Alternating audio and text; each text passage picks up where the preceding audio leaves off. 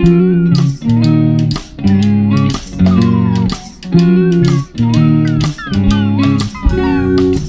Guile versus Perrin Aybara. Who will be in the final four? This is a really tough match that I've sat down and tried to do a lot of thinking about. I'm not sure how people are going to feel about the outcome because I've had people pulling for Kip and people pulling for Perrin in the comments. It's going to be neat going in, but I think all my points are pretty well justified. And going ahead and jumping on in, let's go into the 6 categories plus the tiebreaker we'll be comparing them by. We have origin, development, role, interest for the reader, relationships, who would win in a fight, and the tiebreaker, who would do better in the other's world. A spoiler alert, of course. Let's go ahead and establish that. Of course, I try to keep it spoiler free for like the later books, but overall it's going to have minor spoilers. So going ahead and jumping in to origin. I think I've made my opinions on both of these guys' origins pretty clear, but let's get into them both. Perrin is a blacksmith from a small town, a shy, quiet guy who has some like interesting characteristics to him, but his origin itself is not his best trait by any means. I would say it's very much so a fantasy trope / cliche. That being said, it's one of the best executions of that trope / cliche of all time. Kip, on the other hand, not a cliche or trope at all. The only other character I've ever seen that's similar to him is Jon Snow, who is freakishly similar to him.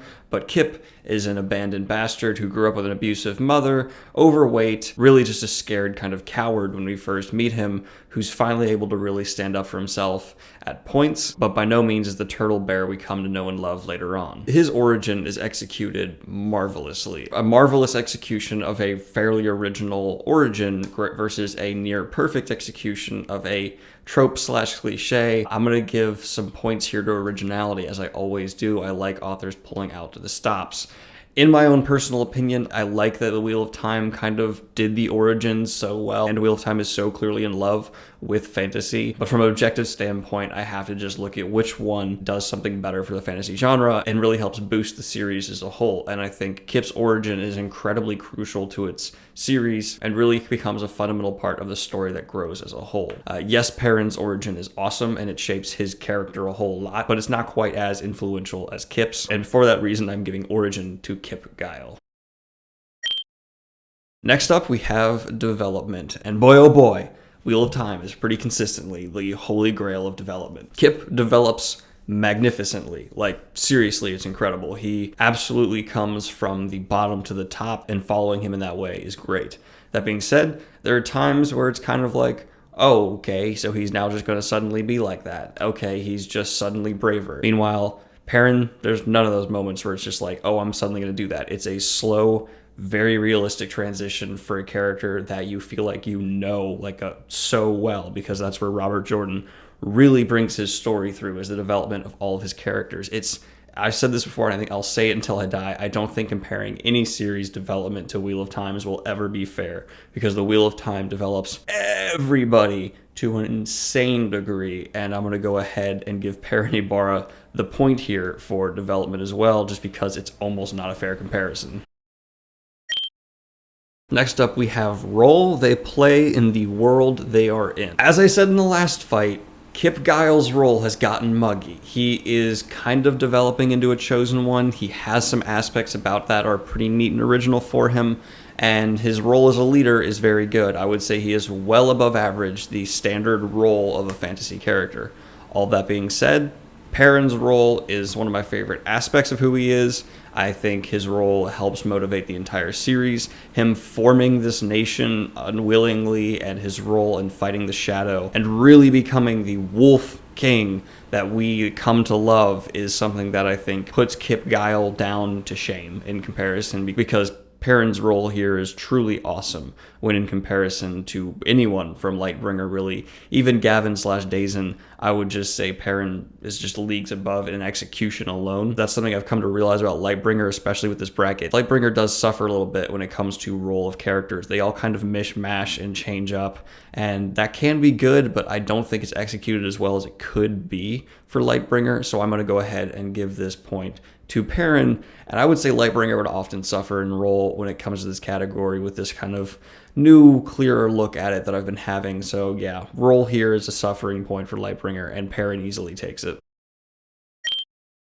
Now we have interest for the reader. Perrin's been crippled in this category essentially from the get-go because the slog is just unexcusable. And I've talked about it again and again. I really don't like talking about it anymore, but yeah, Perrin's interest suffers because I think overall he on a standard page is more interesting than Kip, but with 3 whole books just plummeting down to, I would say, like a 2 out of 10 for interest. Meanwhile, Kip staying at like a solid 7 the entire time. I gotta give it to Kip here because just that slog is unexcusable in my opinion. Especially in my most recent read through of The Wheel of Time, it was just painful, even more painful the first time I read the book. And it even hurts the rereadability of the series as a whole. So I can say confidently that Perrin's level of interest for a good portion of this series hurts the series readability. That's bad. And Kip's interest never wavers. It thrives from so many different aspects of his character, from relationship to development to role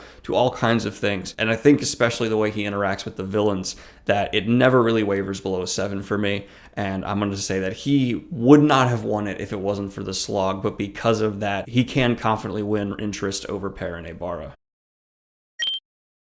And now we have relationships. It's all tied up. Things are getting closer than they've been for a while in one of these fights. Relationships, again, Perrin's not his strongest suit. I like his relationship with the wolves himself. That is the one great relationship he has. He's good friends with Guile, but it never goes to like amazing bro status for relationships by any means. I like his relationship with Lias Matura. It's okay. It's not phenomenal. It's something that I feel like could have been better, could have been more, and I actually really wanted to be more. It's just an aspect of his character that's good, not great. Kip's relationships with his friends are pretty consistently right on par with Perrin's relationship with his friends. They're good, they're not great. I would say Kip's relationships with the Blackguard are as interesting as Kip's relationship with the Wolves. It's entirely different, but for me, it's just the same level of interest and the same level of execution overall. Kip's love interests are about as interesting as Perrin's love interests. They're some of the best love interests in the Lightbringer. Meanwhile, Perrin's is a mediocre love interest for Wheel of Time, which averages out to be about the same level. But where Kip gets a leg up in this category for me is his relationship with the villain Andros Guile. Their back and forth, their battling of wills and intellectual kind of back and forth, and the slow building of respect and resentment really stands head and shoulders above any real relationship Perrin has with a villain. I know Slayer is a thing for Perrin, but Slayer's personality and depth are not there. He's just a big bad guy and doesn't really develop beyond that. The Lord Luke character was really just a guise, and you guess you could assign that personality to Slayer, but it, for me, was pretty clearly just a guise. He doesn't have a whole lot of depth to him. Meanwhile, Andros is one of the best villains I've read in fantasy in a long time, and Kip being so closely tied to him in his series really is impressive to me, and I think that means that I'm going to give him this point. So things are interesting right now. Comes down to who would win in a fight. This is a difficult point because Perrin is an absolute tank. He's not even a glass tank. He can jump into the dream world, heal himself, and come back. You need to get a 100% KO kill on Perrin for him to not be a problem and come back. He has a hammer that can cleave through pretty much any armor, and I'm pretty sure would do a hell of a lot of damage to Luxon armor. Maybe not completely obliterate it in one hit, but come close. He can do all kinds of things that are just next level, and I would say his strength feats we see in the Wheel of Time go above and beyond what your average or ordinary human could do. He is a little bump above. I have a theory where every human in the Wheel of Time is like a little bit better than your standard human in the real world, but whatever. Kip, on the other hand, becomes one of the best fighters in the Blackguard. He can take damage like no one else and is a tank in his own merit. He absorbs a crap ton of damage left and right. He is incredibly creative with his fighting tactics and uses Luxon across the board in very interesting ways. The only edge he has on Perrin is range, and range is crucial in any fight. He can shoot Luxon at a distance, he can do things to cripple Perrin from afar, and he has speed feats where I think he pretty much could actually maybe land some shots on Perrin from a distance. And I don't know how Perrin could handle being absorbed in Luxon and things like that. But the other thing Kip could have in this fight that I think it's reasonable to assume he would is guns. When we've seen Kip go into battle, he's occasionally worked with guns. He even has started battles with pistols, especially going off with the Blackguard for missions. And when it comes to my opinion on guns, they trounce anyone who does not have a gun.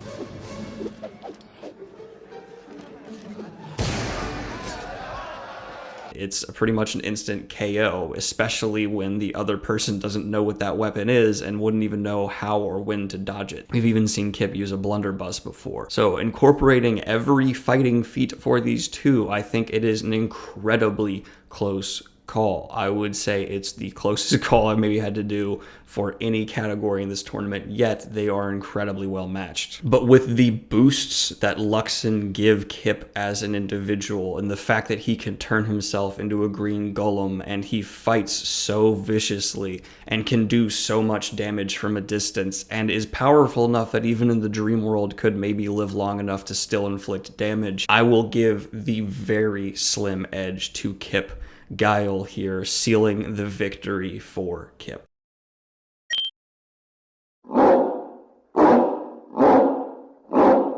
People are gonna be mad. Let's go ahead and jump into the tiebreaker as well for fun. Who would do better in the other's world? Perrin in the Lightbringer world would be neat. I think he would do fairly well. I haven't really thought about the fact that he can smell others' emotions and all that stuff, and would be pretty much poison immune because he can smell it in his food. In this tournament, it has never affected the outcome, but I just didn't think of it. And now, realizing that, it'd be really hard to kill this guy, especially with an assassin, unless the assassin is some next level shit. That being said, Andros would not get along with Perrin. That's clear right away, especially if Perrin was somehow introduced in a similar role to Kip. I think he would not stand up well in Andros's eyes. He's just too much of a moral, just person, someone who's not willing to play the games Andros wants to play. I think it could go as far as Andros hiring one of the very invisible, almost impossible to detect assassins, and Perrin would have trouble with one of those. I don't think Perrin would thrive. I think it would be an issue for him. That being said, Kip in the Wheel of Time world, he'd be outclassed in a lot of ways. The Wheel of Time magic system is really perfectly equipped to deal with drafters in a lot of ways, in my opinion. I don't think Kip would be able to handle things that an Aes Sedai can throw at him because, yes, his magic is very good at the things it can do, but it's not nearly as roundabout and diverse as the Wheel of Time magic system could be, plus a gateway could cut him in half. No problem. I think Perrin would do better in the Lightbringer world than Kip would do in the Wheel of Time world because there's just power levels beyond Kip. Kip just happened to be equipped really well to counteract what Perrin had, in my opinion. All that being said, this is just my thoughts on the fight. I understand there's going to be some people who disagree. We're just here to have fun, y'all. Calm down. But yeah, Perrin Aybara loses this one, in my opinion, by some very slim margins on the less important categories. I have to let the tournament continue this way. I can't weigh certain points over others. But in my opinion, Perrin won very key points here. I'm not weighing points differently. This first quarter of the bracket is done. I hope you guys enjoyed it. Let me know what you thought of the fight down below and which fights you're most excited for coming up. I'm doing a Q&A probably tomorrow, so go ahead and leave any questions you have for me down below. Have a good one, y'all. Like and subscribe. Hit the Patreon if you want to support the channel. Follow me on Twitter. All my social media links are right down there as well. And have a good one, y'all. Peace.